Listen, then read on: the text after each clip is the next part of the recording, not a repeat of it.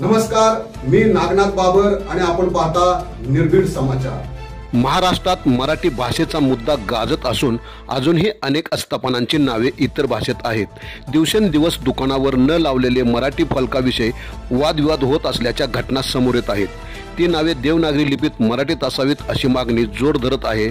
याविषयी कामगार उपायुक्त विजय चौधरी पहा काय म्हणाले। आपण पाहत राहा निर्भीड समाचार। पालघर जिल्ह्यातील सर्व व्यावसायिक आस्थापनांचे नामफलक मराठी भाषेत लावणे बंधनकारक आहे। महाराष्ट्र दुकाने व आस्थापना अधिनियम 2017 अंतर्गत ही सक्ती करण्यात आली आहे।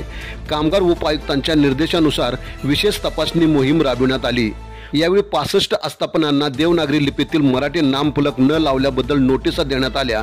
पालन न करणाऱ्यावर बेकायदेशीर कारवाई होणार असा इशारा प्रशासनाने यावेळी दिला आहे। जिल्ह्यातील सर्व आस्थापनांनी तात्काळ मराठी नामफलक लावावेत असे आवाहन यावेळी करण्यात आले आहे।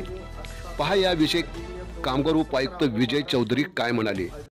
महाराष्ट्र दुकाने व आस्थापना अधिनियम 2017 व महाराष्ट्र व दुकाने अधिनियम 2018 च्या कलम 36(क)(1) अंतर्गत प्रत्येक आस्थापनेने त्यांचा नामफलक हा मराठीतच लावला पाहिजे। मराठीमध्ये नामफलक न लावणाऱ्या आस्थापनांवर सदर अधिनियमांतर्गत कारवाई करण्यात येईल। कृपया याची नोंद घ्यावी।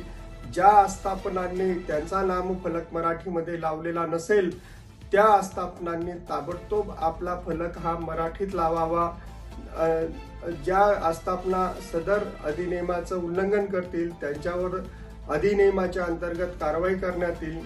पालघर जिल्ह्यामध्ये मराठीमध्ये नामफलक न लावणाऱ्या आस्थापनांवरती ह्या कामगार विभागामार्फत नोटिसेस बजावण्यात येत आहे।